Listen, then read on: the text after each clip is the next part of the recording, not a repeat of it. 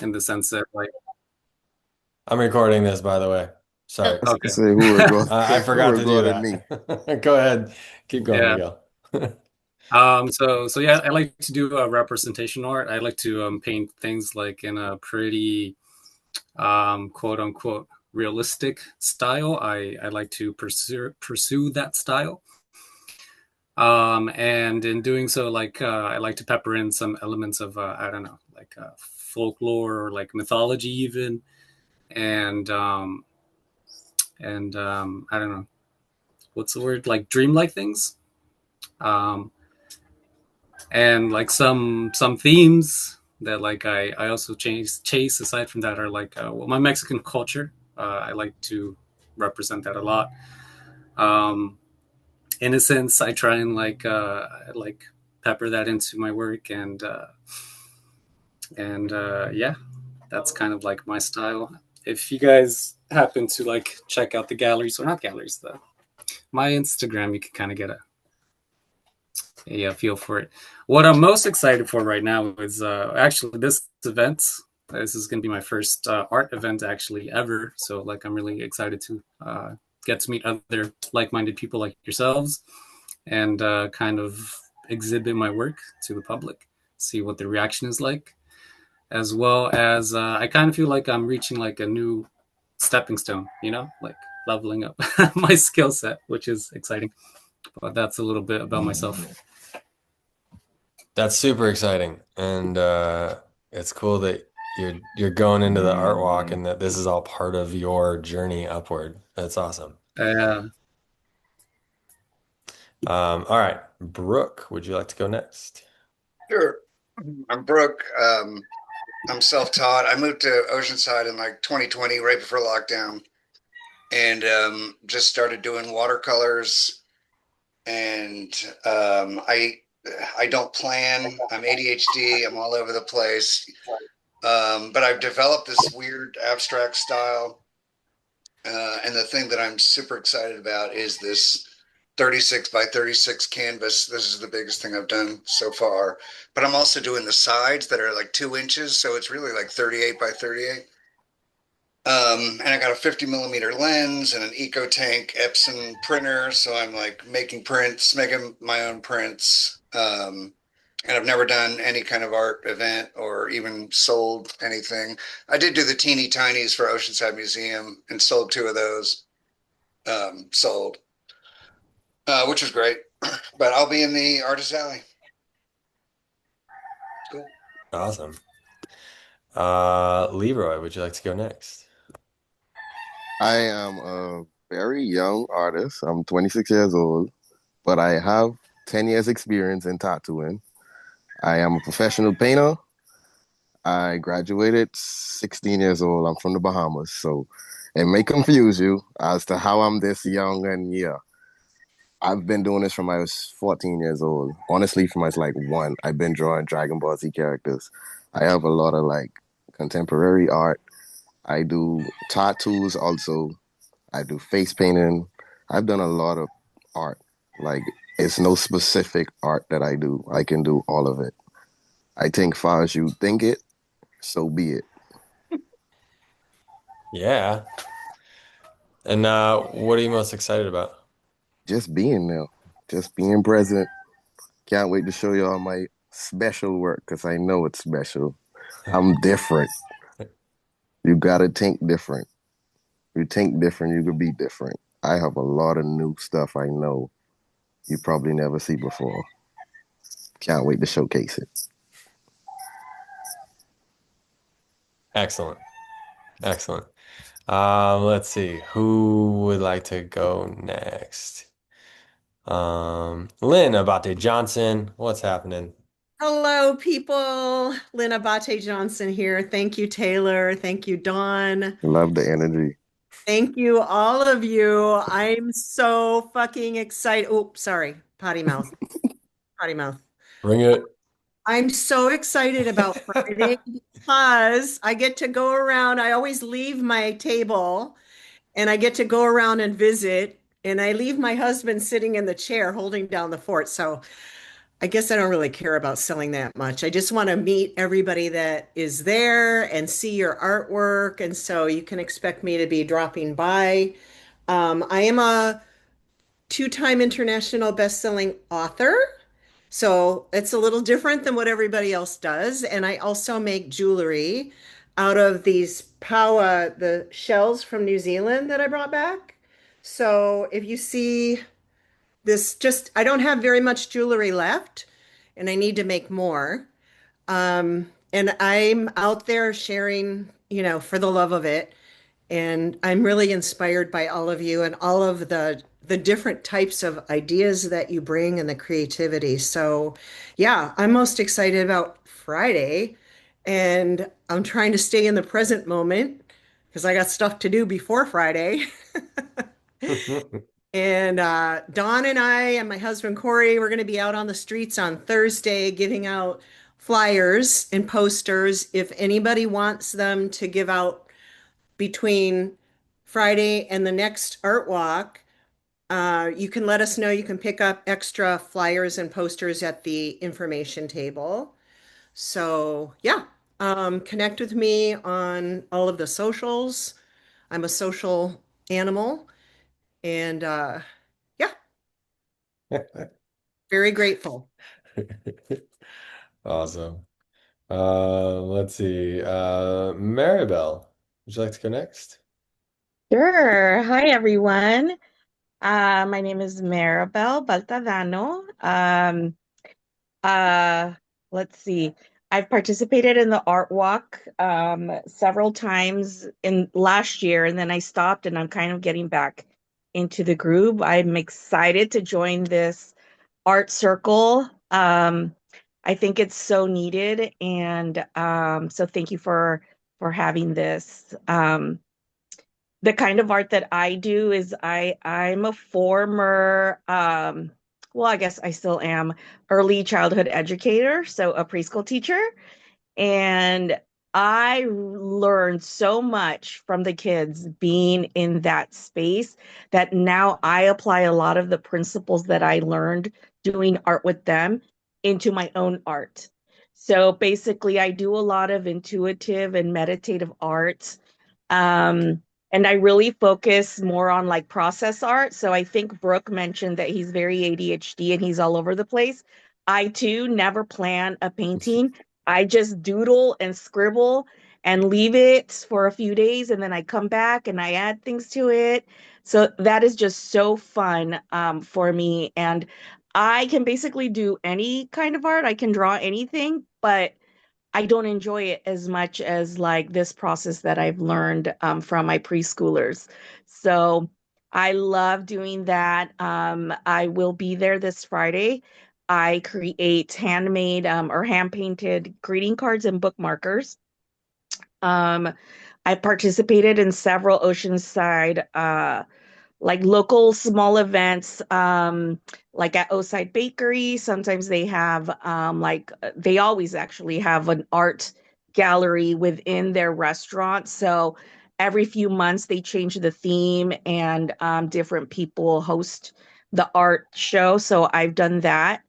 And a couple of other like community events as well. So I'm just really excited. I've been a vendor for about 5 years, and it's been like up and down all over the place, just learning so much and mostly learning about like me, what I want to provide as far as my art and what um, I'm not focused like Lynn said, on sales. I'm mostly, I think, more interested and thrive on like connections and just meeting people and then creating together, creating a community and just creating space for art. So that's what I'm just excited about, to just learn more and be a part of this group and others and just keep growing. Love Thank it. you. Love Thank it. you. Um, awesome. And then I feel like a total jerk, but remind me your name one more time. iPhone. Me? I don't know if that's me. Wait, she's got I had to get off of mute. Sorry. I'm Cynthia. Cynthia Cynthia. There you go. Blue. Sorry about that. Okay, Oh, that's Cynthia, okay. I know. It's I was your like turn. trying to figure out how to put my name on here. I am a sewist and upcycler. So I take thrifted and secondhand clothing and textiles and recreate it to be wearable, new, unique clothing, purses, jackets, totes, pillows, whatever I feel like doing. I am so excited about this Friday because it'll be much cooler than here in Temecula Valley.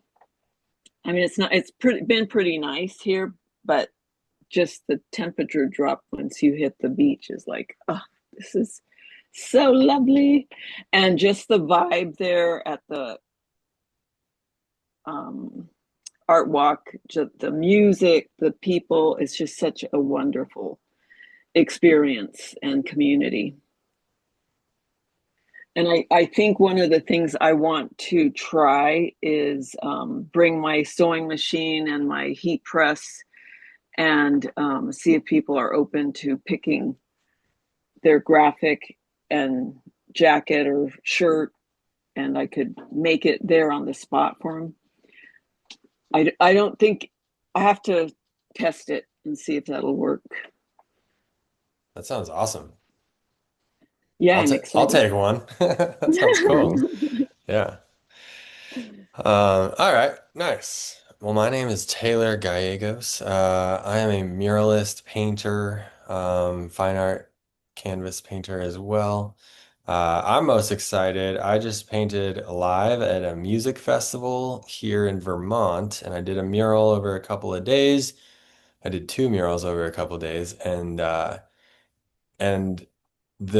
the organizers of the event are very excited about the whole thing. And I've got this whole concept of it's called a mural mash, and it's like multiple muralists painting throughout a festival over a couple of days, and then those paintings go on sale and they go on t-shirts and then you can sell prints and it can be a whole thing. So Tag and me in. they're pumped. Yeah, all right, nice. Tag me in. I'm in All the right. collaboration and all.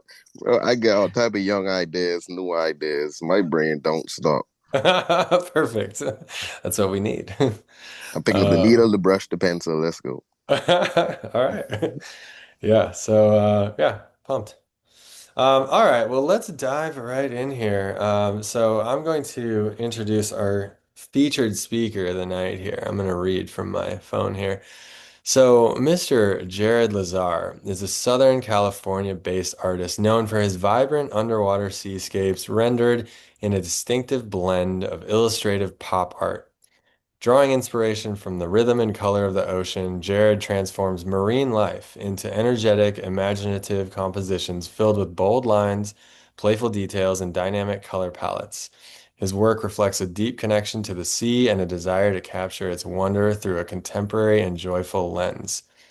Jared's artwork has been showcased in a number of respected galleries across Southern California, including Art on 30th, La Bodega, Shockbox, Ace Studios, North County Art Gallery, and Covet. His eye-catching style and creative versatility have also led to collaborations with national and local brands such as Bloomingdale's, Pabst Blue Ribbon Beer, Everyday California, Jägermeister, and Sandcloud Beach Towels. And today he's going to speak to us about going full time as an artist. So, without further ado, Jared. What's going on, everybody? Taylor, thank you so much for asking me to do this, and thank you for that wonderful introduction. Couldn't have said it better myself. Um, Everyone, thank you for joining. If you haven't already, check out last month's YouTube. Kathleen was the speaker, and she did a fantastic job of like hints and tips of showing your work and like getting the public engaged. I picked up quite a few. I was taking notes along the way. It was great. So if you haven't checked it out, they have a YouTube channel. They have past talks. It's definitely worth a listen. About myself, I am a former creative director and designer. 10 years ago, I built a company called Team Fun with two of my friends. It was a merchandising and promotional products company where I was the creative director, and I managed all the graphic designers. Um, it was a lot of fun. We built it out to this crazy thing that was bigger than the three of us, and acquired a couple companies in the process. While I was doing that, nights and weekends, I was doing street fairs, I was doing murals, I was doing commission pieces, and I had built the graphic team out to where it was self-sufficient. I did everything that I cared to do with it. And it was started doing street fairs on the weekends and things like that were starting to get in the way of me being present at the business. And I was like, guys, I've done everything I want to here. And I'd much rather do art. So I transitioned after doing street fairs and stuff like that on the weekends with a full-time job for 13 years, and learned from other artists. I am not the sharpest crayon in the box when it comes to doing all this, but listen to people that I'm like, oh my gosh, they've got a great setup, or oh, they're doing this that's engaging well with the public. Taking just notes and notes of people that have maybe been doing it longer or have had great ideas, and learning from them, and pulling those things and continue to use what works for me. Um, we have so when you are, if you are interested in, doing art full time, if not, that's great. Just make art for the sake of making art is always so rad when humans are creating. This is not you should be doing art professionally. These are, maybe you're interested, and I'd love to give you any tips that I've learned along the way. Something that's really helped me out of the box is recognizing a style that's unique to me and being able to speak to it. Um, as artists, we already have that. It doesn't seem unique to us because we're the ones hanging out by ourselves, creating it all the time. But if you are already creating, you already have something that's unique to you. You already have a unique creative voice, just like everyone's natural voice sounded different. Let that style grow over time, embrace it, and be able to speak to it. Speak confidently about your work. Everyone already on this call did a great job of being able to give a quick elevator pitch of, this is what I do. This is what I enjoy. This is the style. So you guys are already ahead of a lot of people on that. So well done.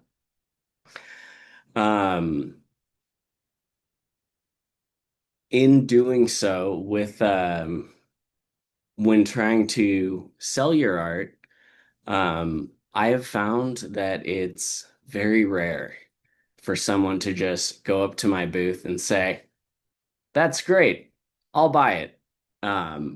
But people love buying a good story. People love to know the back end. I have become very practiced at, anytime someone's interested in a piece that I have up in my booth, telling them where I was at in my life when I was doing it, telling them what I was going through, telling them, little things that I was excited about in the piece. That helps me speak authentically and not sound like a pitch. People don't get a very salesy vibe other than, anytime someone's just kind of looking at my booth and not coming in, I'm like, hey, come on in. I'm the first one to like stand at the front and greet them, because it's surprising. A lot of people I have found, and I know Taylor said this last month, are almost kind of afraid to engage in art. So many times I've heard people say, Well, I don't know. I'm not an artist. I don't have you have an opinion. You know what you like. You know chose the clothes that you're wearing because you have that opinion. You've already, dressed yourself. That's a small form of creative thought. Um yeah, those stories and just being human and not sitting there like a used car salesman, I've found have those stories have helped connect and convert to sales. So it's storytelling anytime you can. Please share that. The not so fun part of becoming a professional artist is before I left Team Fun to just focus on art, I grabbed coffee with artists that had been doing it full time, asking them what works for them, how they do it, because it's not an easy road. It's a creatively fulfilling road, but it's not an easy road, and it's not a straight line either. It's not a constant, trajectory up and forward, just like anything. There's going to be roadblocks, and that's fine. You just have to be able to persevere and continue to create.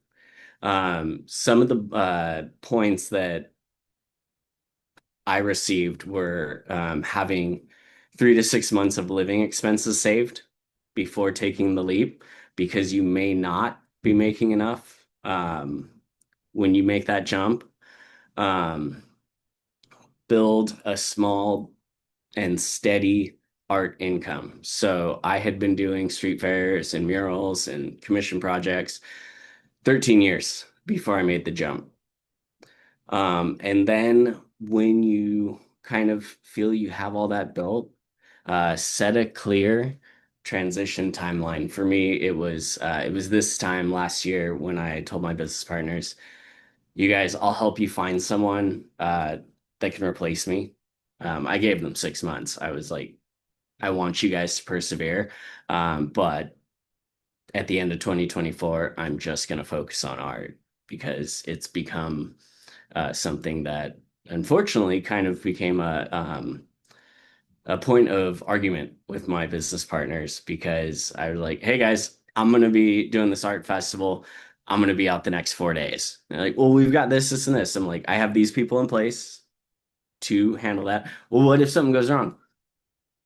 "Fellas, if it's a fire, flood, or death, call me, but I'm going to do this."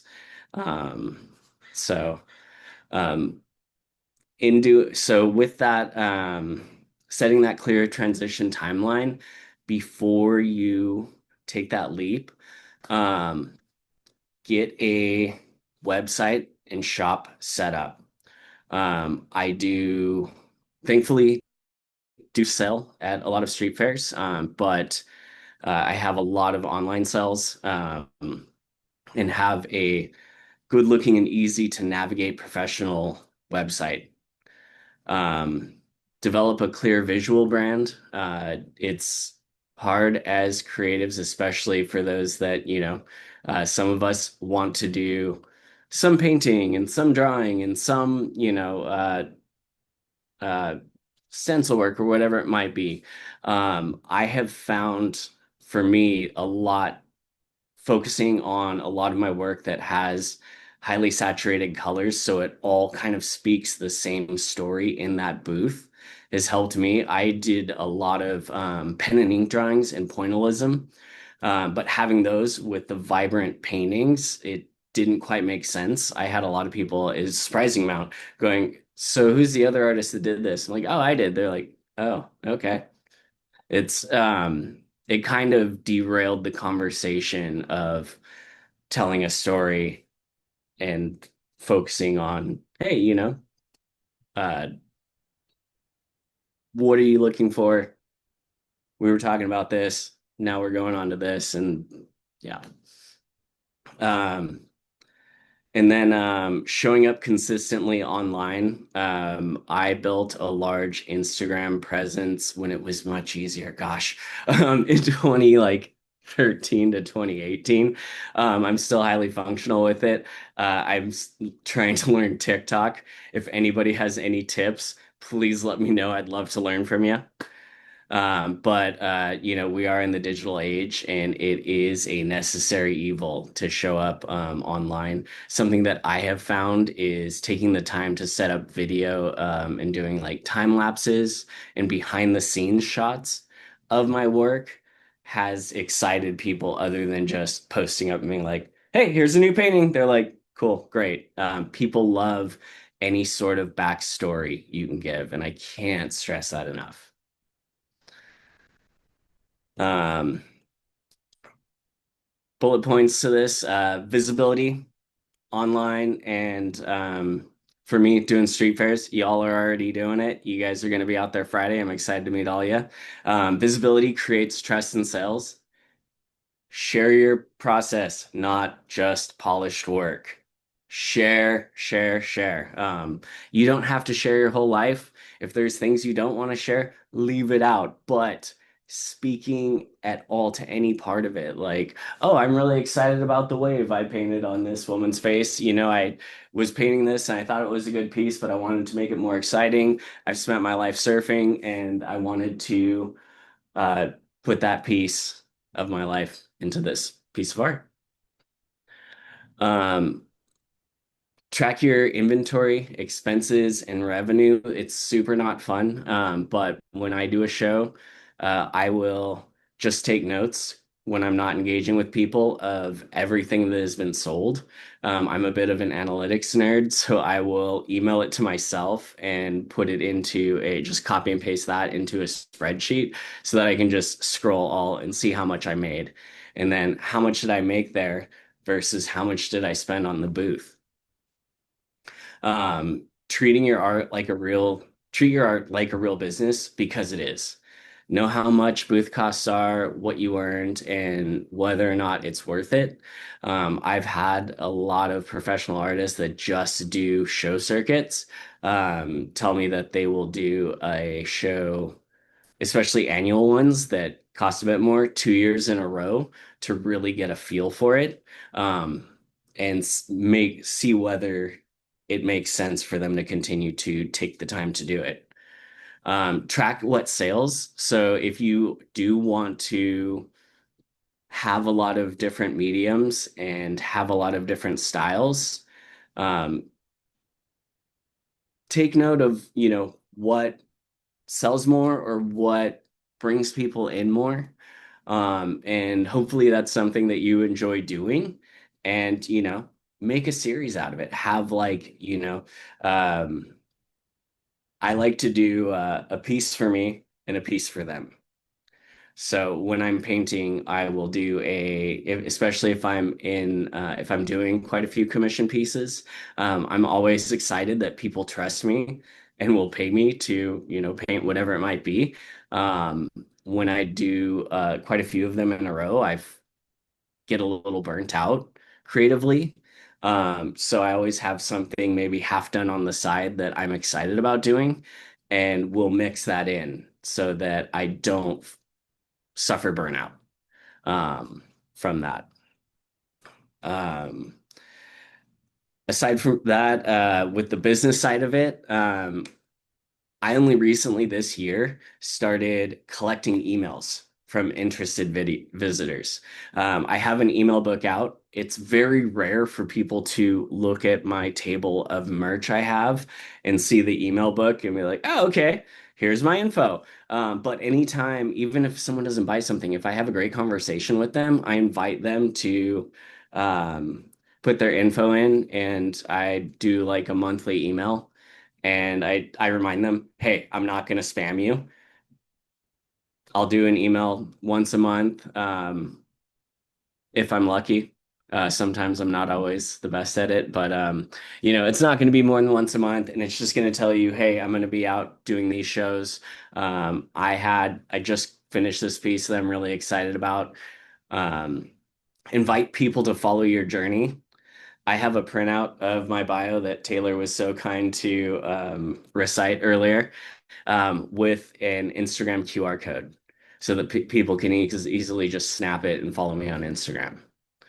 And then after that, follow up after the show. I will, if people are interested in possibly doing a commission piece, I'll invite them to write down their email, and then I'll just shoot them a quick email saying, hey, would love to do, XYZ, whatever we talked about, for you. I always try and start with if they have a budget or a size in mind, because that kind of funnels the conversation from going, it stops it from going nowhere. It stops it from, kind of yes-anding into oblivion. Aside from that, network with other artists. I'm not the best when it comes to street fairs if I'm by myself. I'll usually try and say hi to the people around me, because at the end of the day, I am there to try and sell my art. I'm doing this full time. My fiance is pretty sweet. She'll come when when she doesn't have work. And when she does, I'll try and go and talk to as many artists around as possible. But I'll at least talk to the booths next to me and in front of me. I'll at least try and talk to 3 to 5 artists I've never met. I'll try and follow them on Instagram and engage with them on social media. And you'll be surprised at where that leads to more opportunities. And remember, with all of this, it is collaboration over competition. It's really easy to see other people's social media and see perceived success. And I can't remember what it is. It's competition is the killer of. Oh, I'm drawing a blank. But it's very demotivating. I try and think of everything as collaboration. We're all out here. We, as a group, are bringing all these people out. If I was set up at Oceanside by myself, it wouldn't be nearly as fantastic or fun without all of you also there. It creates such an amazing presence and such an exciting presence for the public. I'm always taking notes about what worked and what didn't work. Showing up consistently for commission projects, shows. Southern California, while there's millions of people, is a small town when it comes to artists. Especially when trying to do shows. I won't agree to anything that I can't 100% do, because unfortunately people will remember that, and some people that you may have flaked on may later run events that you want to be a part of. I found saying yes to everything didn't work for me. There's sometimes that people are like, hey, I love your art. I want you to paint a photorealistic image of my child. Okay, well, that's not going to happen. That's not what I do. But I know these artists over here, this is their Instagram. They're wonderful people. They're very good at that. I can connect you if that's something you'd like. And then things that also didn't work for me was trying to do it all alone. Like I said, I can be hard-headed and not the sharpest when it comes to seeing things right in front of me, but I am good at just hitting up people that have been doing it longer than me and saying, hey, you want to meet up for a coffee? I'd love to pick your brain. Or can I buy you some tacos for your time? Whatever it might be. And then just taking all those notes, trying it out for myself, and moving forward with what worked for me. Key takeaways from all this. Your unique style and your story are your strengths. Know it, love it, live it, preach it. Discipline will make it all sustainable. focus on what works. And then lastly, relationships build opportunity.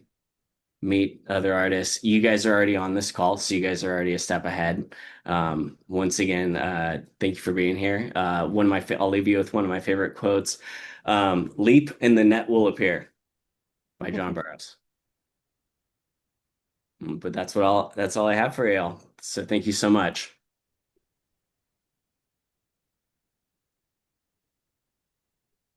Awesome. Well done. Well done. Okay, cool. So now everybody, this is the question and answer section. So yeah, feel free to just popcorn in and just ask any questions you have about anything. I'd say kind of take this part as in the form of like either a question or maybe a reflection. Say like, well, when you said that, it reminded me of this, or like brought this up for me. That sort of a format will work great here. Does anyone have anything that comes to mind right off the bat? Yeah. Go for it. Um, I just started critically thinking towards it. Like, it's an art walk. I do tattoos, but I also paint a wall and a boat and golf carts and faces and jackets. So how about face painting? Is that is that okay? Is that a part of an art walk still?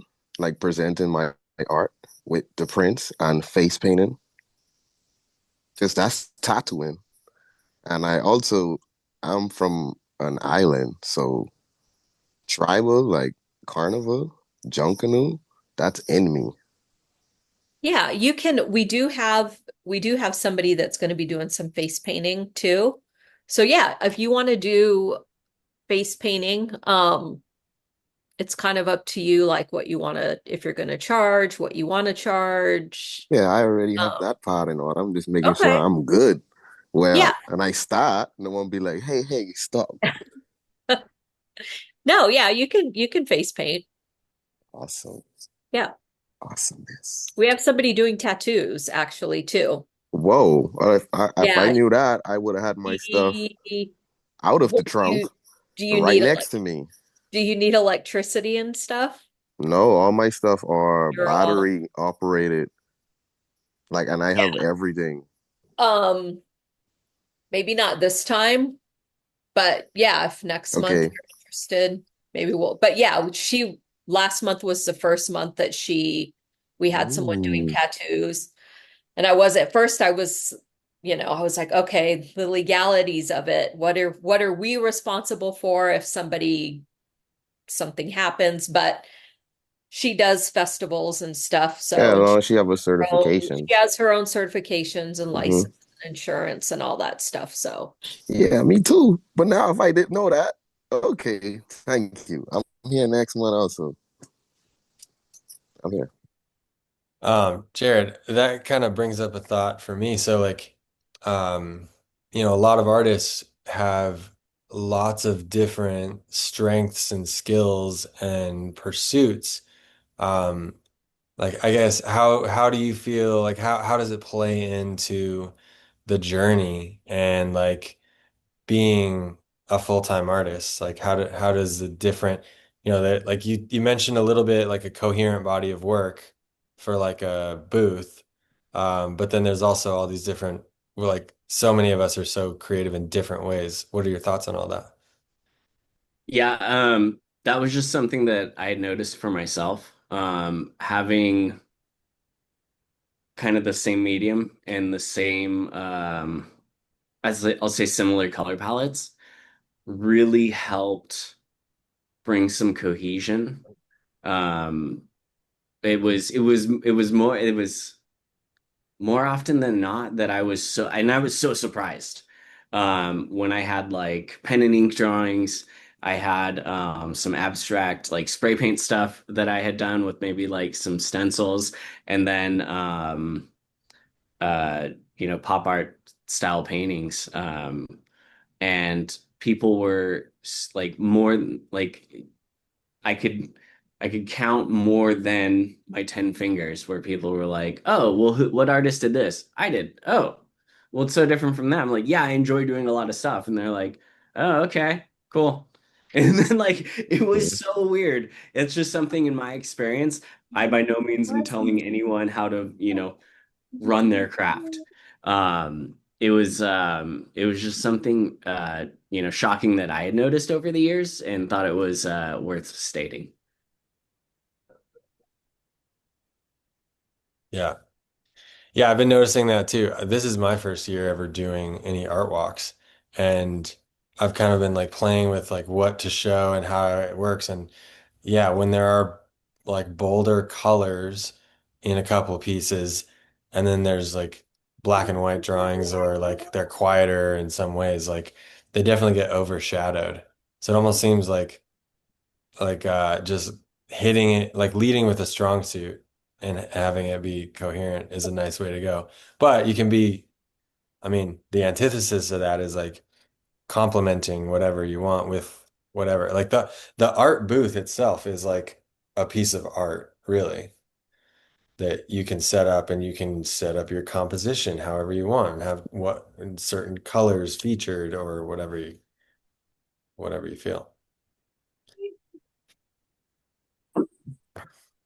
I have a question, Jared. Can you hear me? Yeah, It's my sorry. Oh, okay. I didn't know if my mic was working. So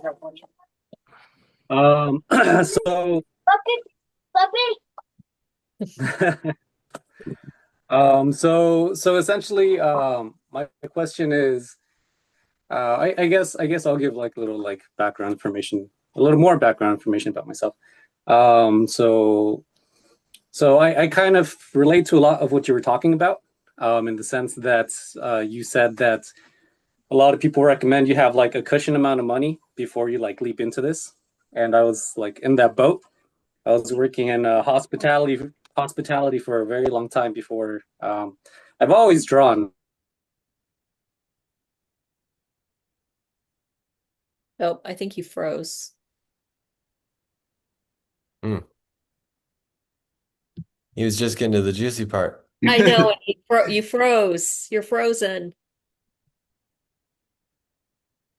I don't know if he can hear, but Miguel, if you turn off your video, that might help the signal to come through better. And we'll just be on audio. Hmm. All right. Well, we can come back to him. Lynn, what questions do you have? Well, a couple of things that inspired me, Jared. I love you. Ever since I met you, I guess it was 2 or 3 art walks ago, but I just love your energy and your spirit and your openness and your heart, your big open heart. So what I picked up is that you were talking about comparison and how we tend to compare ourselves to others when we see them on social media.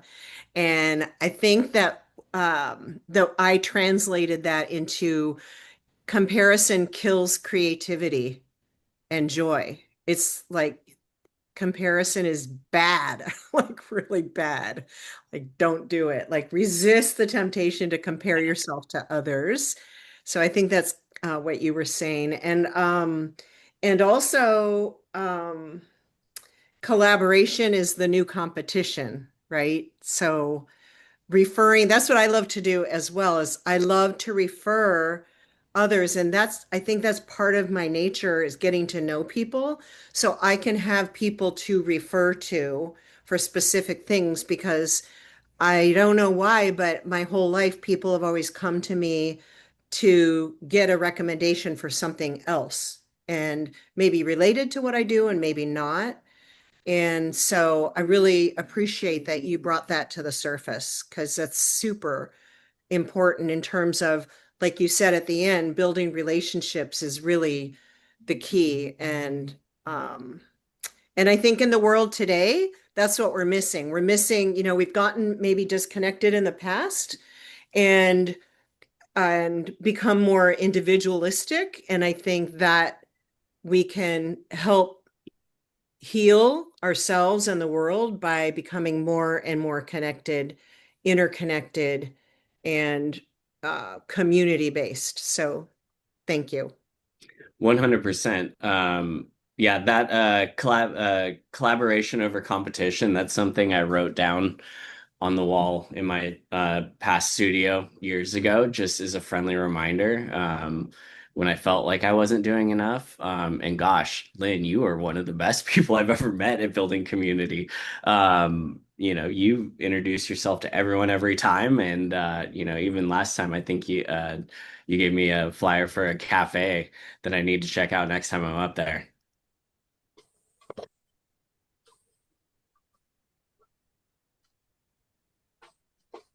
Miguel, you're back. Would you like to jump back in there? Yeah. Yeah, I'm having technical difficulties with my equipment. Hopefully, hopefully I stay on this time. Um, Essentially left off. I'm kind of in this transitional period where like I do feel like I have presentable work. I do feel like pretty good, pretty confident in the work that that I'm creating. So now, like I mentioned earlier, I feel like my technical skills are kind of leveling up, and I'm kind of searching for outlets, leads, and I'm very excited about this because this is my first lead. So kind of branching off of that, I'm so sorry, Jared. Was it Jared? I apologize. Yep, you've got it. Okay, sorry. Kind of branching off, like, can you think back to this kind of if it's relatable in any way, can you think back in like what you were doing in this kind of a stage to begin to get traction, to kind of generate any kind of revenue in your art, because that's hard. 100%. Like I said, it's not an easy road to take. And there's something that I always remind myself. I've been doing a ton of shows this summer, and even if I'm not making a ton of money, gosh, I'd love to make a ton of money. Even if it's not going as well as I would like, sales wise. You always have to look at it as a marketing standpoint too. I find anytime I can get my art out, it tends to lead to maybe another showing or maybe putting my art up in a business for sale. And really kind of, having mental notes on that. The more I found, the more I show, the more opportunities present themselves. Awesome. That's awesome. Yeah, I mean it's all really like relatable. Thank you for the talk. It's funny too also because like I was looking around for different art walks. This weekend is the Liberty Art Walk down in Liberty Station, which is like another like really cool one. And what I appreciate about this art walk is that it's more affordable. That art walk, I've been to it, and it does gather a lot of people, but the buy-in price is a little bit steeper also. So I'm excited for this Friday. Yeah, 100%. And the ones that cost quite a bit more, I try to look at it as I love the first Friday Oceanside Art Walk. It is only 5 to 8 though. So I really only have 3 hours to get, to have as many conversations as possible. Where the Mission Fed events, which are the Little Italy, the Liberty Station, and then the Carlsbad one, I think in September. You have a lot of people you can talk to, and you have 2 days to do it. Don't get me wrong, after a 2-day event, I am like, close the curtains. I'm watching TV. I do not want to engage with anyone. I need to recharge my social batteries. But it's at that point, what are the prices versus hours offered versus how many conversations I'm able to have. When you start looking at it like that and amortizing that cost about, how much it costs by the hour, of visibility, it helps a little bit, but you're not wrong. Those are some of the most expensive art walks to um, participate in. I mean, me myself, I'm not doing the Liberty Station one, and I didn't do the Little Lily one. I am doing the one in September, the Carlsbad one. I haven't tried that one yet, and I want to see how it works. But yeah, you'll find that there are a lot of opportunities, especially in summer in Southern California.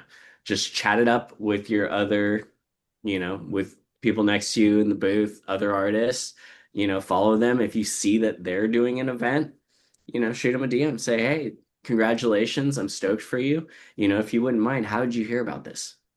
I do that often and have had, that's helped generate kind of a lot of leads for being able to put my art out there.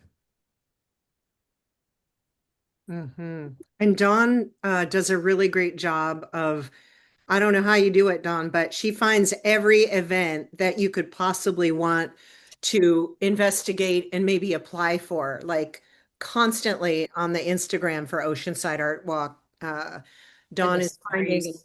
huh? In our store, yeah, I put them in our stories. Your If I store in the calls stories. calls Yeah, for art. it calls for artists, and I found other events through that. And then like Jared was just saying, I have friends that I've met through this art walk that refer me to other ones, and also even job opportunities that might have nothing to do with art, but have to do with what I do, uh, like every day. So, um, what did I want to say about, I can't remember now. I lost my thought, but, um, it'll come back to me. Hopefully Miguel can come back on. He We seems like lost him his again. internet's not doing great. Oh, wait for it. He just jumped back in. Um, yeah, I was thinking something to like speak into his question. And maybe he can hear me, maybe not. Um, I feel like at the beginning, especially, well, kind of any point in your career, but especially early on, um, I feel like the more you can just show what you're doing to the outside world, show what you're doing, show your process, talk about it, show time lapses of it. One thing that's a major key, is getting a tripod and either a phone that can do a time lapse or download an app or whatever you got to do, but do time lapses of your work and show it because it's like it's just so exciting for people to watch the process and then they get excited and then in your posts and in your newsletters and emails and anytime you talk to anybody you can just be like, yeah, this is what I do. I can do this for you. Or I can like, it gets people excited, it gets them committed and like connected to you as an artist, your process, your work, your final product, everything about it. Yeah, and if you guys haven't seen it, Taylor does a great job of like, hey guys, I'm out here Yeah. with this awesome mural. Dude, I've seen your stories. You are much better than I am at it. Yeah, he's killing it.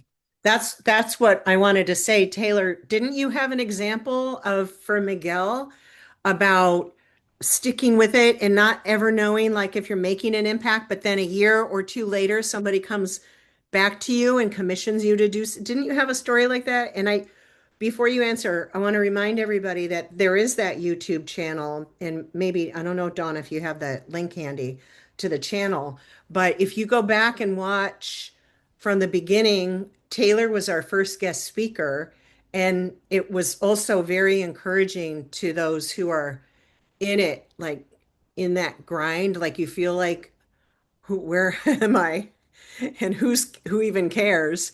And so he gave some really encouraging stories about that, people coming back that you had planted a seed with maybe or gotten them on your email list for years and then they came back, right, Taylor? Yeah, totally. Um, yeah, the oh, here goes Miguel. Maybe we got him. Um, yeah, my talk that I gave was on finding your why and then making art from there and speaking to people from there. Um, what's up, Miguel? We got you back. Yay. All right. Um, yeah, We'll and probably disappear again. So no worries. sorry. Well, we're recording the whole thing, so if you need to go back and go through, there's one thing that I was wanting to say to you is that early on in your career, when you're building everything like you're building your network and you're building your skill set and your abilities.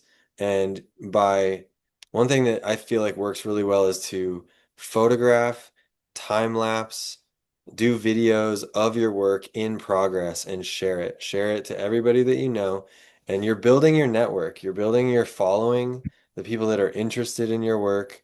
You know, like plant your flag in your original creativity, who you are as an artist and who you like what exploration you're on and you know, put your flag as high as you can because other people that are interested in the same thing are going to be gravitating towards you.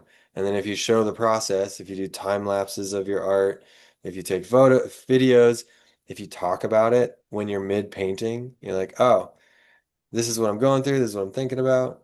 Especially like challenges that you run into, you know, share your struggles. Everyone knows how hard it is to do art, to make art, to be an artist. Share all that. And like it's all like it's all building towards like you growing like this like world, this little artistic world around you that people are a part of. You're welcoming them into it. And and yeah, like your email list is super valuable. Uh Social media is like rented space, but your email list you own. So, like they can change the algorithms, and then when you make a post, only like 6% of people that you know actually get to see it. But you send an email, and that goes to every single person on your email list. And yeah, I've been building my email list for like 20 something years now. And this one time I did a painting of a dolphin and then I sent an email about it. And this guy who was at an art show of mine like 15 years before that, who'd been following me this whole time, saw the post and then bought the painting from that email. And I had never heard of him again. Like, and he was some random dude that like walked into the coffee shop where I was hanging artwork. And then I got his email address and then he stayed interested and like I don't even know who he is, like I couldn't tell you, and he probably reads my emails still. But yeah, just do it, just go for it, put it out there, like you know, the good, the bad, the ugly, the trials, the tribulations, the successes, like share it with the world because like that's gonna get them more connected to you. And it's gonna get them to tell their friends about it. They're gonna be like, dude, this guy's like making these awesome paintings of these hands and doing these interesting things. And I'm like, it's moving or interesting or exciting or whatever. Like, you know, people pass on remarkable stuff. For sure, man. And Thank you. it's the same thing with social media. You know, people say, "Oh, I lost followers or I whatever, only had this many followers." Don't get hung up on that. Don't get hung up on those numbers and also comments and likes and all that crap. That's just all vanity stuff. You don't need to focus on that. Focus on you and what you're passionate about because just like on the email list, social media also has those lurkers, right? Those lurkers, we love lurkers because they might be shy. They might not even interact with you on social media. And then you'll be surprised later on if you stick with it and you're consistent, just like with your email list, which you own, as Taylor said. Super important to make that distinction. But people will lurk, and then all of a sudden they'll surface and they'll connect with you about something that all of a sudden it just clicked. So, don't give up. Just be consistent and do you. You do you, and your people will be attracted to you. It's an energy thing more than anything else. It's energetic. So don't try and control it or manipulate it. You just show up being you. Jared, Can I I'm. just Oh, go share a ahead. little something? I think we have to also just enjoy our own little journey. Like all these tips are wonderful and they can work for you or not. But it's very encouraging to have an art circle like this, just to talk to everybody. And we are all kind of going through the same things, the same struggles. But it's so hopeful and helpful to just hear from everybody.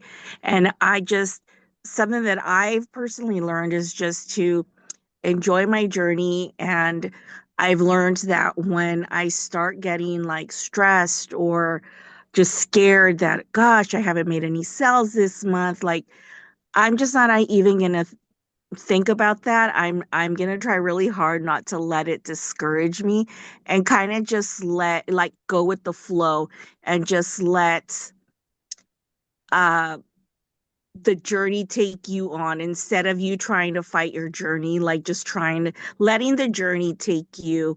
Um, and I know sometimes it gets really hard, but you just have to find like what works for you. I have an 8-year-old daughter. We're new owners, and so I have to have another part-time job. My husband works 2 jobs.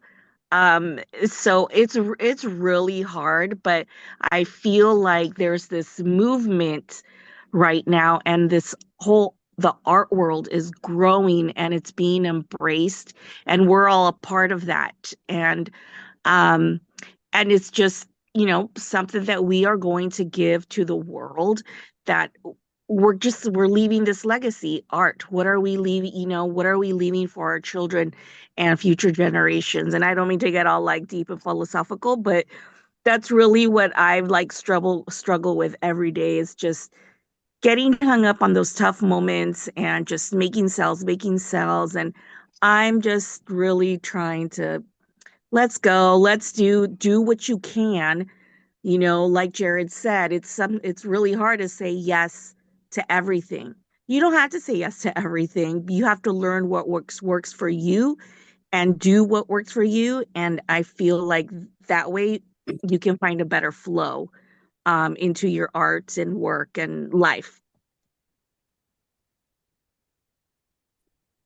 I agree.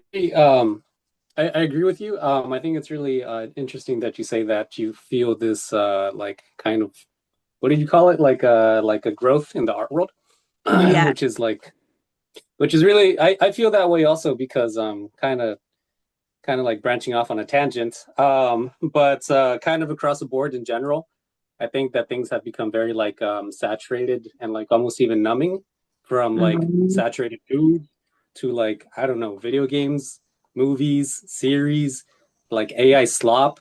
And it's just like so draining and Yeah. so exhausting. And there's this Mhm. desperation for originality and Yeah. like a fresh take of humanism, Yeah. because, you know, because like we all connect through these little windows that allow me Mhm. to see you and you are able to see me. Um, Mhm. but you're human, but I don't know, in my brain, it's almost like there's a remove, right? And Yeah. I would love to meet you in person on Friday. Um, but it kind of like is that, it's there's like a thirst for human connection and originality, and not just like Mhm. saturated like nonsense, like kind of a palatable, like flavorless thing that is edible, but it's flavorless. People want flavor because people are passionate. I think a key word that you use there is like for me is numbing, because I have a master's degree in social work, and I've been working with kids for almost 30 years, but it just got to the point where it's draining. I've tried to have a full time, like 9 to 5 this past year, and it just physically made me sick. Made me sick. I became numb. And the way I described it to my husband was it was, I felt like my soul was being sucked out because I was on the computer and desk all day and then office drama. And so I just from one day to another said, nope, I'm not doing this. I don't know how I'm going to work it out. I don't know how I'm going to tell my husband, but I need to do this. I need to do art. I need to be in a creative environment. So, yeah, it's been tough, but it's helpful having supportive people around me. And yeah, but Like yeah, started, I man. will be there. I will be there Friday. Come around. I know it's hard to leave our booth. I met Lynn last time. That was great. So, yeah, let's meet up. Maybe after the art walk, after we're set up, we should all just meet somewhere. I don't know, Dawn, if there's going to be like a concert this time, but Yes. last time was awesome. We had, what was it? Soul Remedy. Yeah. We were Yeah, out there my dancing. buddy is in that band. Oh yeah, My friend is in that yeah, band. they Mhm. were cool. We were out there dancing and it was a good His name time. is Paco. Yeah, Yeah, they were that was awesome. Yeah, that's that's what I'm most excited for. Like like several of you mentioned earlier, like you're not even there for the sales. It'd be awesome to get some sales. This is my first art event, but honestly, like I'm not really too concerned about that either. I'm just like really excited to see like how people face to face like interact or react to like what it is that we all have to offer, and it's cool to have that fresh Mm-hmm. take. Yeah, yeah, for sure. I look forward to seeing all of you there. I same Yeah. here. have nothing else to do. I will be right there.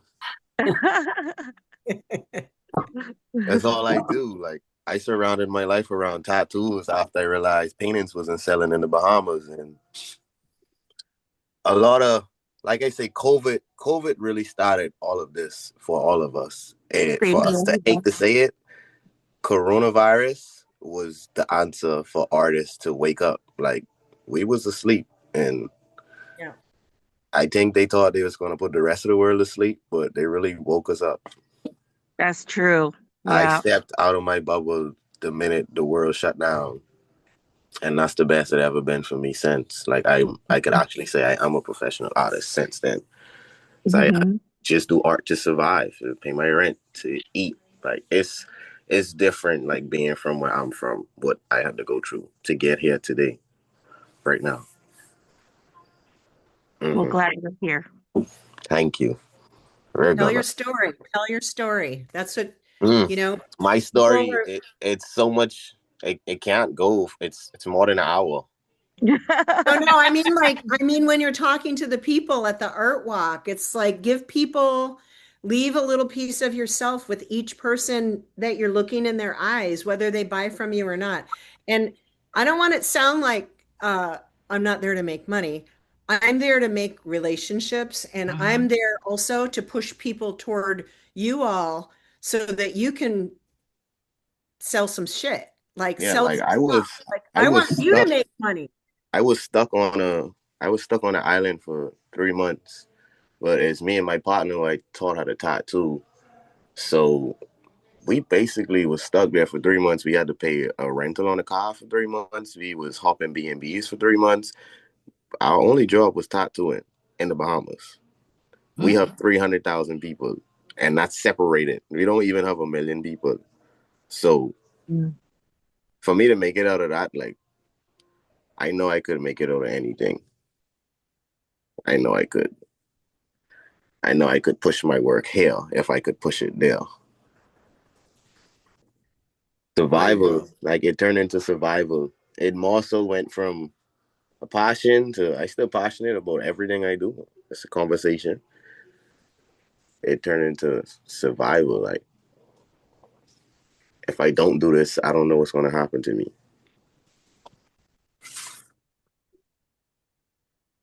That's intense, man. That sounds gnarly. It's a But lot. Like we could all meet up and I could yeah, share my story with y'all a little bit easier because we have like minds. But I don't I don't want nobody to view me any kind of way. But yeah, it is intense. It is a lot. yeah. But it's also like hella admirable because if you're in a position to be, like you said, feeding yourself, paying rent, and like sustaining yourself off of this, I mean that's like that's the goal, right? I mean that's my goal. So like seeing somebody like you who is doing it, that's like super admirable Yeah, I never had because a job. because because you're there and like I'm here. I'm like, oh damn, I want to be there with that guy. I will hold your hand and swing hands with you up the street along the way. I will show you exactly how to do it. This game is to be told, not sold. I learned that also. I'm gonna hold you to it. Got you. When I see you, we're gonna talk. Here's a question for Jared and for everybody. What are your thoughts on like belief Yeah. in oneself being able to make it or not, and how that affects being an artist, a full-time artist? I'm a huge believer in mindset. I mean, you guys that know me know that if you say you're not going to make it, then you're Yeah. not gonna make Mm-hmm. it. Um, Far as you think it, so be it. Leroy's attitude is the attitude we should all have, you know. Far as you think it, so be Yeah, it. it is. It definitely is true. I'm so anti the starving artist mindset. I've actually, I think, offended people before when they, we all joked about it. I used to joke about it. I don't anymore. You joke, oh, I'm a starving. What do you do? I'm a starving artist. Well, if you say you're starving, you will be starving. You are what you So I say. definitely believe mindset is very important and how you talk to yourself. Even if you're joking, like I feel like the universe doesn't know the difference between sarcasm and honesty. It doesn't know you're joking. Could I say something? Of course. Like, I'm gonna share cultures with y'all. Because you saying that is like people also jokingly, sarcastically talk bad about you. And they feed that energy out also. Like they plant those seeds into your head, Yeah. into Yeah. your thoughts, I mean, into I your went to art actions. school. I went to art school and I definitely all of my professors at the time were like, you cannot make a living full time as an artist. You have to do something else. You have to teach, you have to, and they're doing it to try and help. They think they're helping you, but they're Mhm. not. And it took a really long time to kind of you have to get that out of your brain. So I don't listen to it anymore. You know what I mean? Like and for me, abundance and money can come from anywhere. It doesn't always have to come from your art. You know what I mean? It's not my Mhm. job to figure out where it's coming from. It's my job to walk in it and live in it and accept it from wherever it comes. Mhm. Yeah, I think it depends how you yourself define making it. Yeah, of course. Yeah. Everybody's How definition you is define it. different. Yeah. Yeah. Yeah, Maribel, that's a great point. And, at the end of the day, everyone, it's your craft.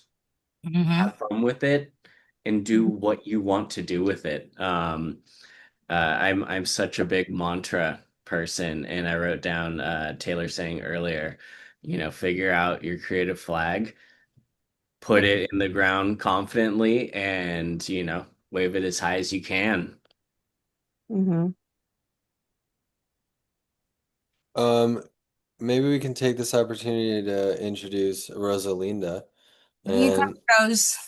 Rose, okay, Rose, so we all introduced ourselves and we said what our name is, what kind of art we do, and then what thing that we're most excited about creatively right now. Okay, so my name is Rose. Um, my it took me 2 years to figure out that making soaps and candles is an art.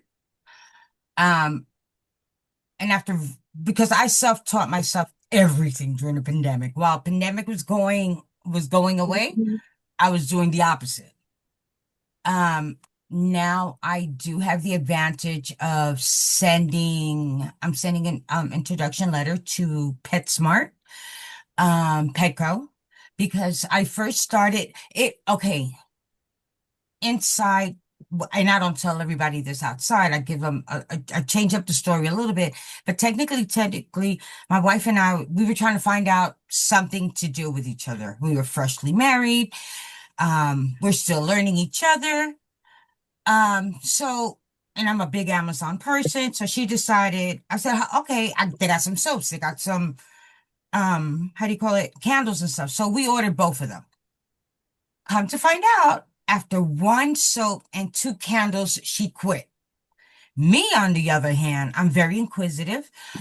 I was born with handcraft. Literally, I was born with handcraft in my bones, because there's nothing I don't try, I don't succeed at when it comes to crafting. But I love to do it because it takes me out of, if I'm having a bad day or whatever, I just come in here, either I'll create a soap, or I'll create a candle, but I don't care too much for candles because there's no competition in there. But soap from scratch it's very unique. And if you don't do it right, you can harm yourself or others. Lord knows we have stories on that one. Um, then I decided so the candles that I make they look like edibles.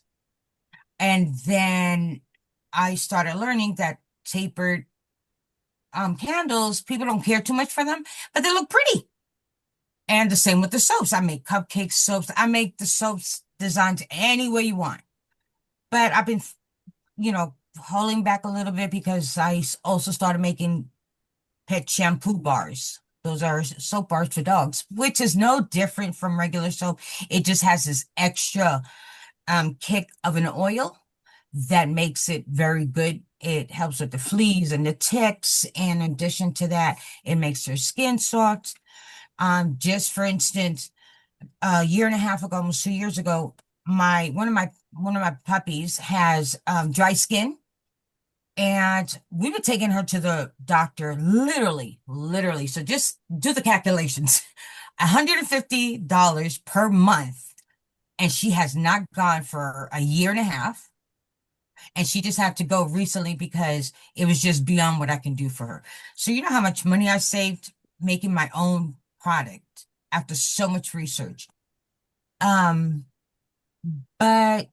I think the fact that people come back, I get my same return customers, is what still gets me there.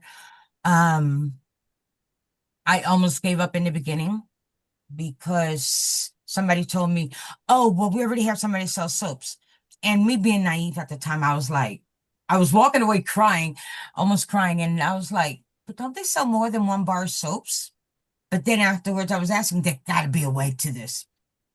Well, somebody gave me my break. And I noticed I do very, very good in big events versus like little markets and stuff. But when I become friends and I grow into that family, I don't care if I don't unpack. I'm hanging with my friends, I'm hanging with the people I know, we're having fun. And to me, I feel in my heart that if you don't have fun in what you're doing and where you're at, the rest of the evening or day is set to be bland, because people get vibes from one another.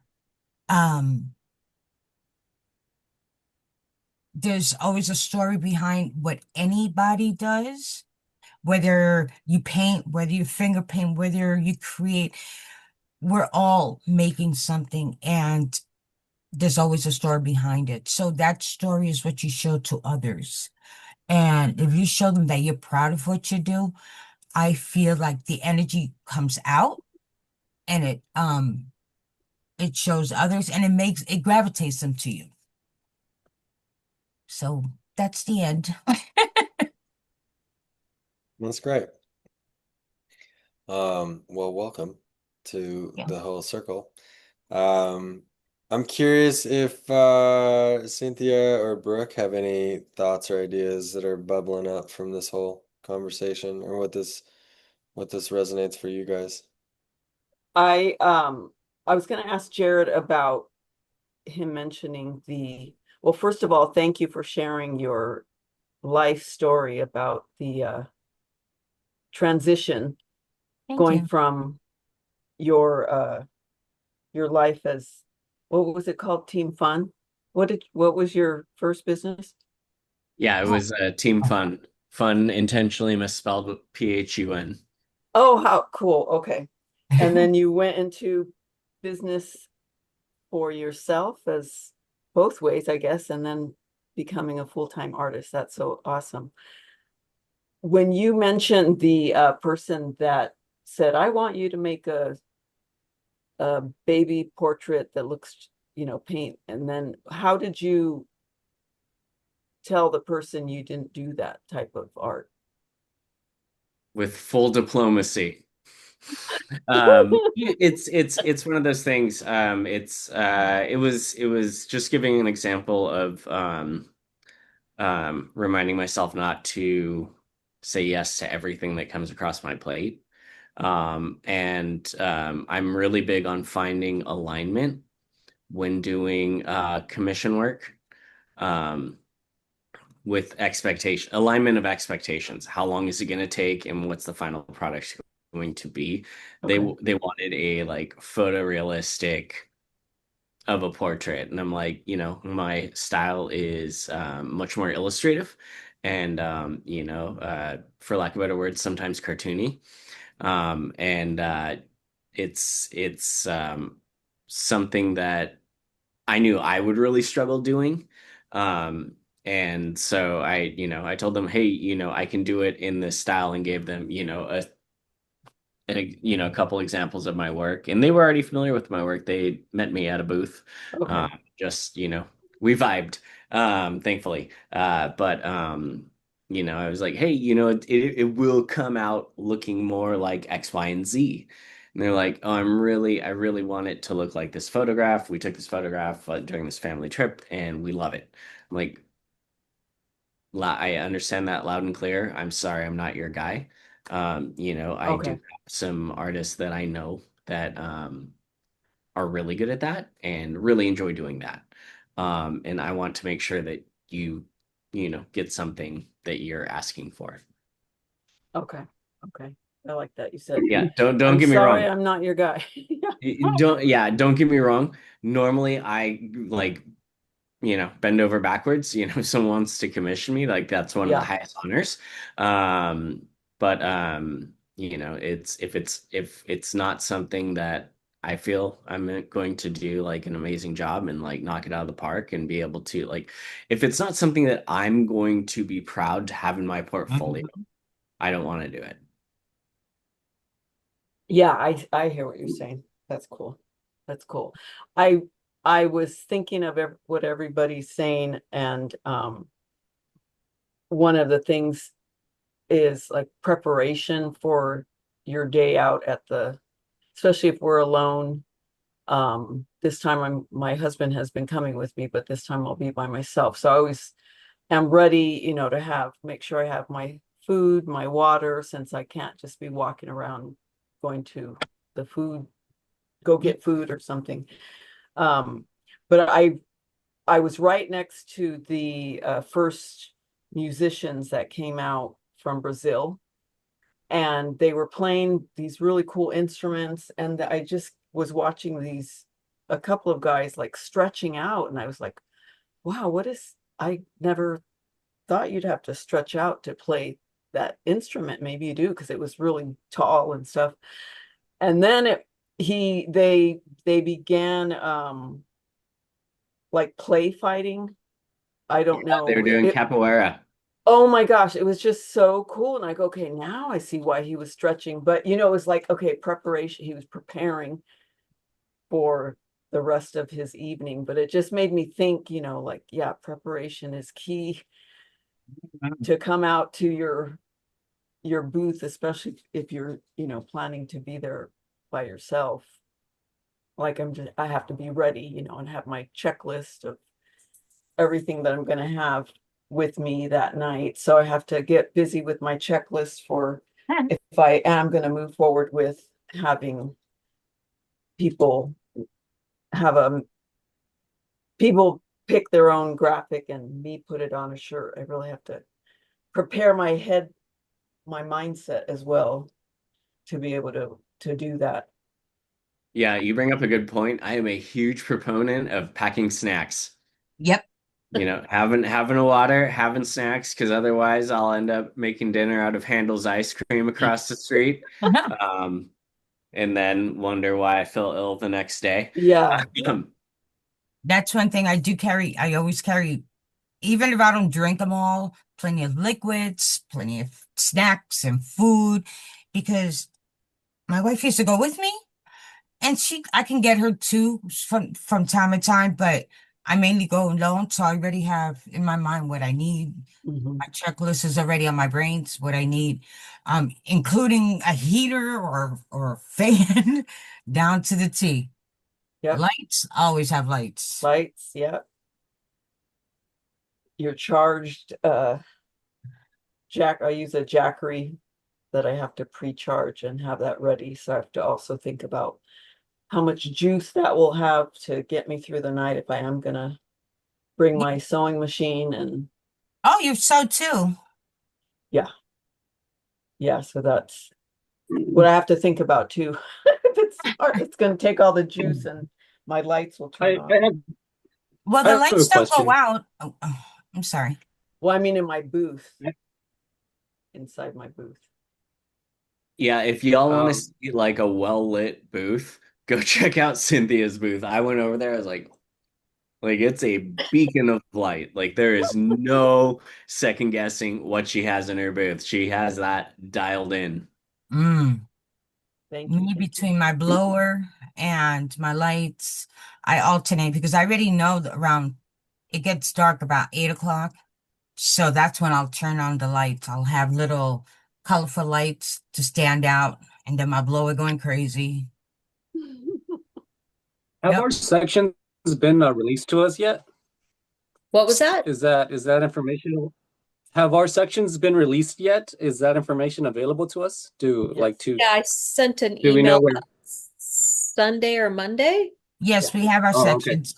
Yeah. Oh, okay. Maybe check your spam. I just got an email, someone asking the same thing.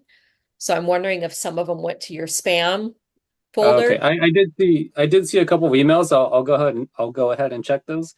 Yeah, I didn't also see mine. How imperative is lighting if it gets a little bit darker? That is later? why we do end the art walk at 8 o'clock. We might discuss next year going till 9 since lights are so cheap and great now from Amazon. Yep. You won't, towards the end, it starts to get a little dark, especially for paintings. You're fine if you don't have them for this first one because we end at 8 o'clock. So, but that's the one thing too about I was going to say to you, if this is your first type of event like this, it's good to start with the smaller, cheaper ones before you invest in the $200, $500, because you'll get your setup down. You'll realize, okay, I need these lights. I need business cards. I need, it's good to work all the kinks on the cheaper ones. For sure. Also another question, how strict is that no dogs allowed policy? The no dogs allowed. So this is a really funny story. I'll make it really quick. The no dogs allowed is mostly because last holiday season, we had our event at the Seabird and it's indoors and one of the vendors brought their dog and it basically shit all down the hall. It was bad. It was hysterical, but it was bad. Oh, all right. That makes sense. And it was the friend of the artist that was walking her dog for her. Bridget, who is been with the art walk forever. She was chasing the lady down the hall. Your dog is pooping. Your dog is pooping. Like literally, this poor dog had terrible diarrhea. So like, Oh my God. so yes, it's outside. You can bring your dog, but we just put that in Okay. after that happens. Okay. But yes, it's an All outdoor right. event. Awesome. So yeah, Okay. So it's a little flexible this time around. yeah, you can bring your dog to the outside. Mine's is tiny. I'm planning to go alone as well, but not all the way alone would be nice. Yeah. Don't Brooke, worry, did bro. you Don't worry, bro. We supposed to link up. there you I go. like it. Brooke, did you have any questions, comments about anything? I did see Jared's piece at Covet. I also got into Covet for the next show, but my piece was like really small compared to everyone else's and down underneath the shadow of someone else's piece. So it wasn't a great first gallery experience. But I'm excited about this, and I'm just curious as to what people are going to do. I mean, one, my social battery is like a AAA battery. It's really, really small. And I'm kind of introverted, so I'm not going to be shucking and jiving. I was even going to paint while I was there, maybe just to give myself something else to focus on. That would be That'd cool. be good. That would be real cool. But I mean, my stuff is full of color. I mean, absolutely like blind. I mean, I don't know if it'll scare people away. I really have no idea how this is going to go. So I'm very curious. Don't be scared, bro. You different. It's That's different. I what it mean, is. I've never seen anything like it. I've been to we went to San Diego. I mean, I've been to all these fairs and I've never seen anything like this. So we'll see what happens. That, to what you're saying, like, you're not sure how it's gonna go. One thing that I've been thinking about these fairs, in terms of is it's one thing it's really good for is getting like instant feedback and critique from people that don't know you. Exposure. All right. Well, yeah, exposure for sure, but like so like in art school, you would do a painting or you do art and then you'd have a critique. And then the professor would critique and tell you what they think, like it, doesn't like it, success, whatever. And then your other students in your class would give you their feedback. Well, in normal daily life, you don't really have that same setup. So these art walks are really good for that. Like one thing that I've been really liking doing is just like people walk up and if they like linger for a second and look, I'm just like, what do you think of this? What do you think? Does anything stand out to you?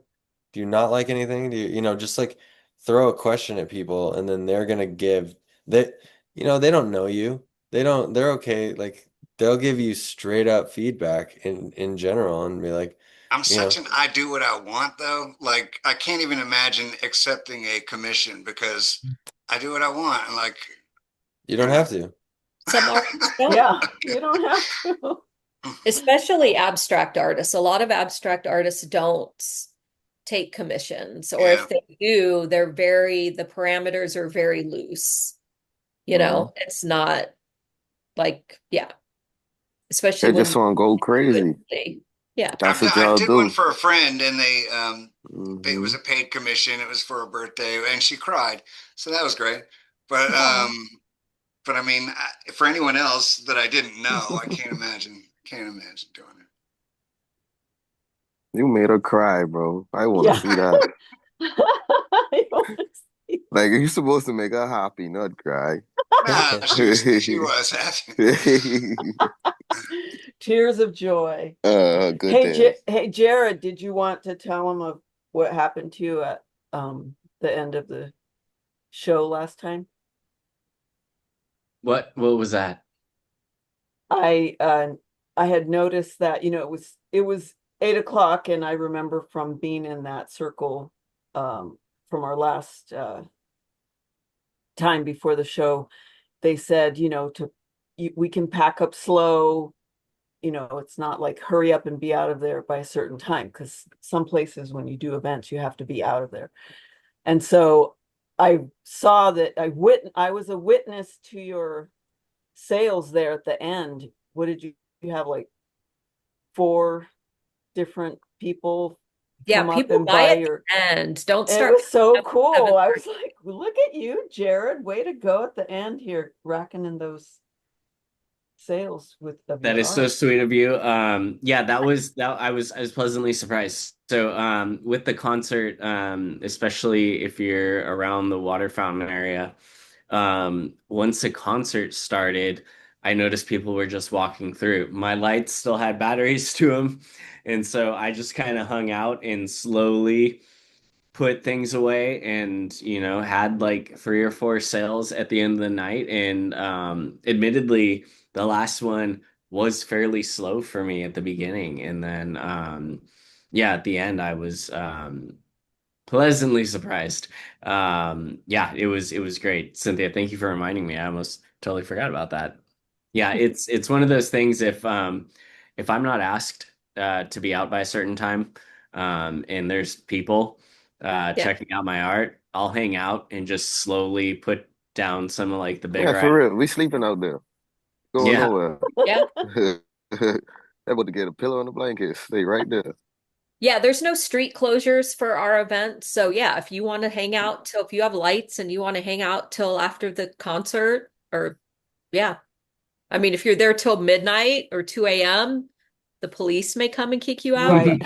We're not That's going what to kick that's when you I out. leave in. I can leave when they come. That's great to know. I thought it was a strict schedule, but that's good to know. No, no. I mean, it starts getting dark, so but yeah. Yeah. I feel like once we stick together, we'll be okay. They can't send all of us home. They can send one of us home. Yeah, you guys will find if you are doing if this is something, especially for the ones that are maybe this is your first one or your first couple of showings and you're trying to feel it out. If it's something you love or you enjoy and you start doing more, you'll find the ones where they have to like take out permits to shut down a street and you're like set up in the middle of the street. Those are like, hey, 6 o'clock, get off the street. Like Yeah. we have to let cars back through. Right. But this, thankfully, we're not on the street. So, have fun. Like I usually like to get there. I'm about 45 minutes south, so I usually get there a little early because people are still walking around. And I'll set up my little rack of poster prints first so people can flip through because people are attracted to energy, I've found. Like when things are moving around, people are inquisitive. Uh, Hmm. versus me standing in my booth, smiling and be like, "Hey, come on, check it out." And they're like, "Oh, okay," whatever it might be. Oh yeah, That's that's a good good. point. How early can you show up? I mean, technically you probably could show up whenever you want. I won't have the spaces marked until 10:30 in the morning. So Oh, um okay. Okay. I usually get there about 2:30-ish. We have a couple Okay. of vendors that set up that are when I get there, they're almost done setting up. But I mean, you know, if you want to, yeah, if you Okay. want to come and start setting up at 2 o'clock, I mean, and it depends on where you're at too. Yeah. Like as far as where you're at in the location, most of the Mhm. spots are not like blocking stuff. I found the 3 spots, and Jared even asked, "Am I going to be blocking somebody?" And I'm like, "No, no, you'll be fine." Well, it turns out yes. So we're only going to put 2 booths there this time, not 3. So people, Okay. yeah. So instead of where That's Jared was, good. that'll be Yeah. empty. Yeah. Oh, Yeah. that'll be good. Yeah. Because that's as big as, I mean, last event was we've never had to use those spaces before. So I basically went Oh. off of what other events that I've been to in the Civic Center and looked at where they placed people, and we just kind of followed that map. Mhm. Mhm. But I don't know if maybe the library was closed and people weren't. But anyways, so yeah, but we have 80 plus again this. Yeah, I'm by the parking lot, the free parking, Yes. Civic Center. That's where I'm at. Yeah. No way is they trying to see. Yeah. So we have 80 vendors this time, which is great. It's the most. Nice. Yeah. Ooh-wee. Yeah, we're pretty much maxed out. Like I've had a couple people email me the past couple days and I'm like, we're at capacity at this point, Woohoo! which is great. Yeah. Because the Awesome. city is starting to notice. I don't know if anybody noticed we had an article in the O-Sider, a 2-page spread in the O-Sider okay. magazine. So that should be, I think, and that came out a couple of weeks ago. So hopefully that will get some more tourists coming. Yeah. So Just yeah. just just out of curiosity, how do you choose the participants? Let's say that there's larger amounts of inquiries than there are spaces.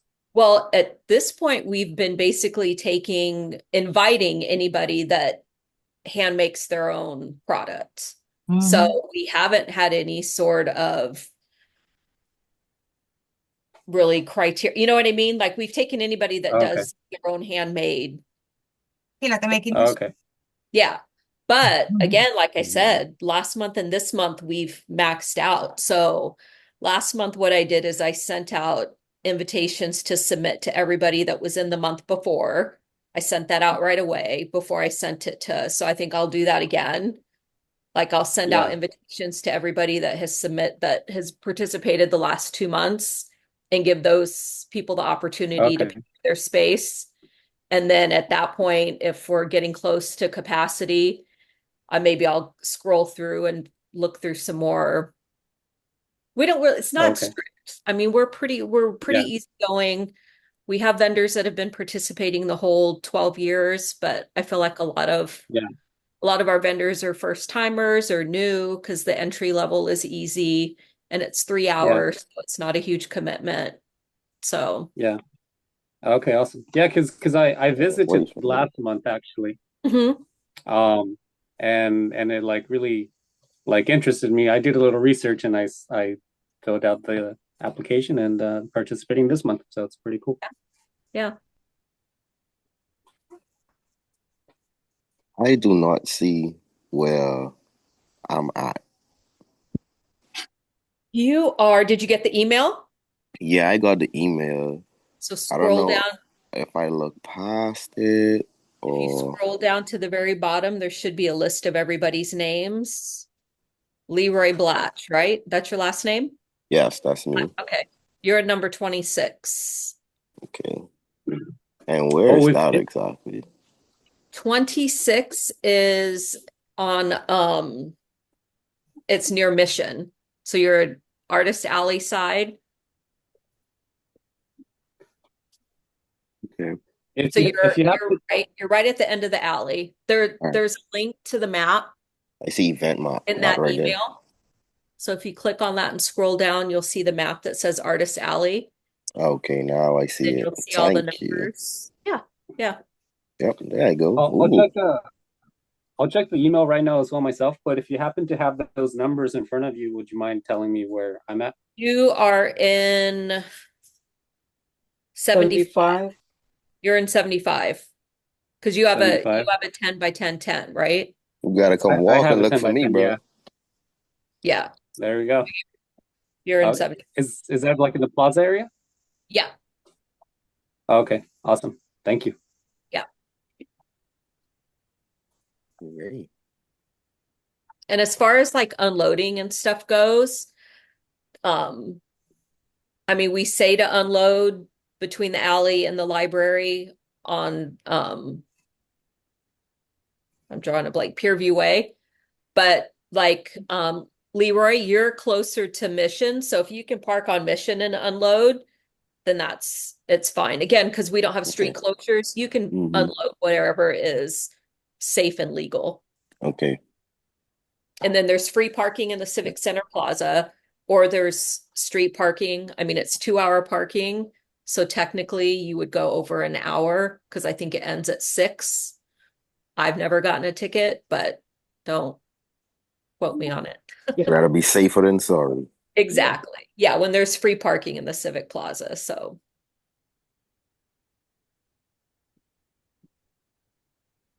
I noticed on the map that it looked like the drum circle is further down by the library. It's not. It's where it says Civic Plaza. Okay, okay. Yeah, it's always been in the same spot. Oh, good, because I was like, I just love being by that music. See, and some artists don't like being by it. I'm glad that you like being by it. Yeah, so I like the energy that I do too. I think it's, it is a little loud, but they definitely draw attention and Mhm. tend to hang out in that area. Yeah. So, yeah. Okay, good. That's gonna be fun.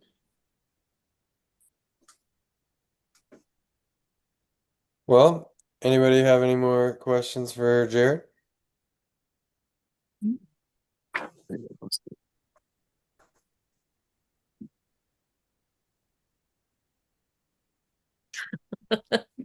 Miguel, I feel like you might have one more question.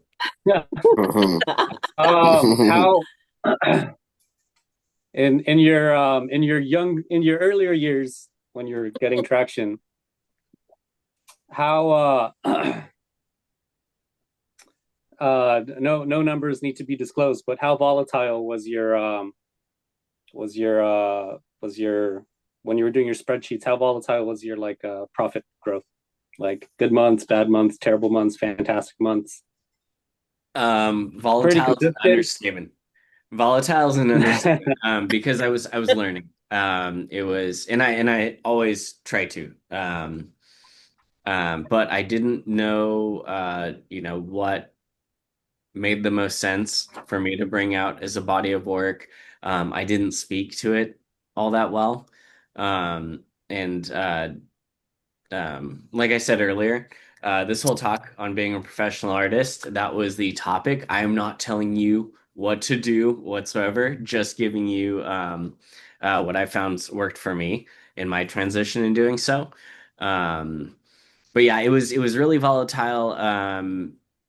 One because I wasn't doing it as consistently as I'm doing it now. I now it's gotten much more fine-tuned because I literally just sit and take notes on my phone. I take notes of what I sold, and then I take notes of what I want to do for the next one. Notes save lives. I'm Yeah. an adamant note taker myself.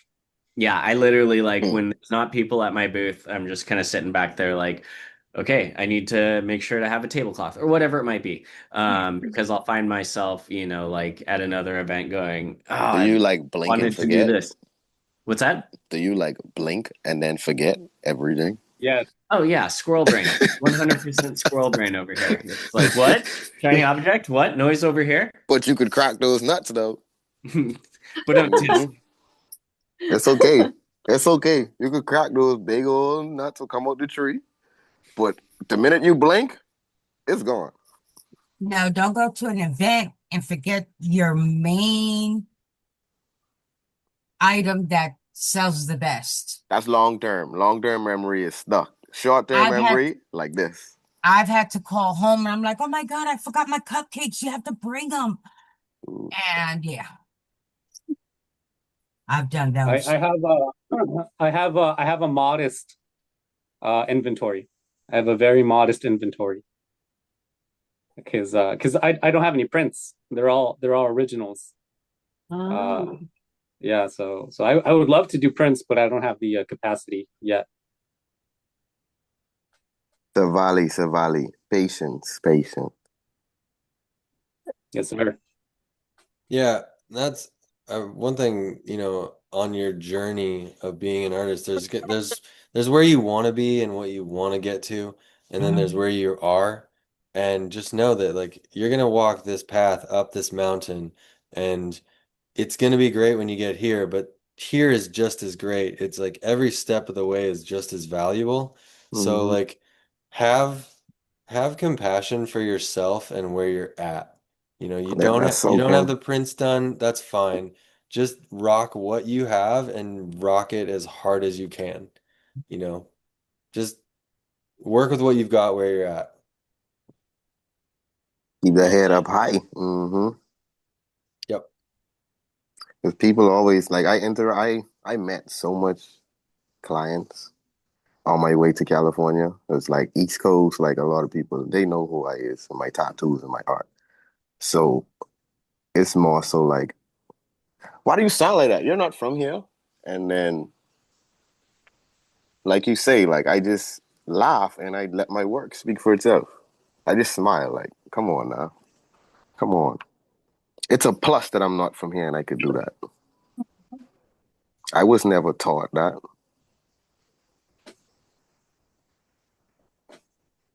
Keep your head up high, Miguel. I'm gonna come look for you, bro. Yes, sir. I'm gonna come look for you. You leave that puppy at home. No, she's my co-pilot. She's my co-pilot. We can She's leave her right by down the here, boat. actually.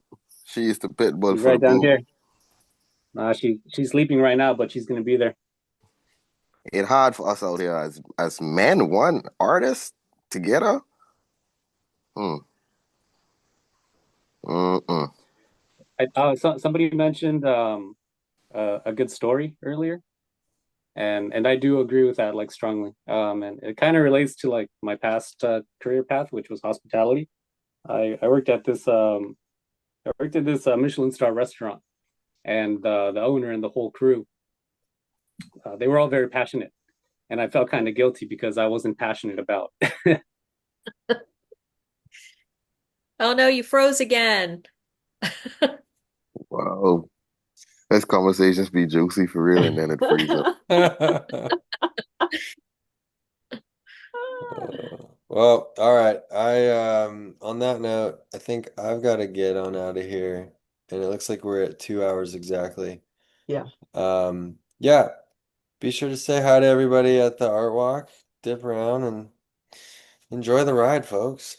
Jared, thanks for leading the conversation. Taylor, Don, thank you for putting this all together. Yeah, Thank you.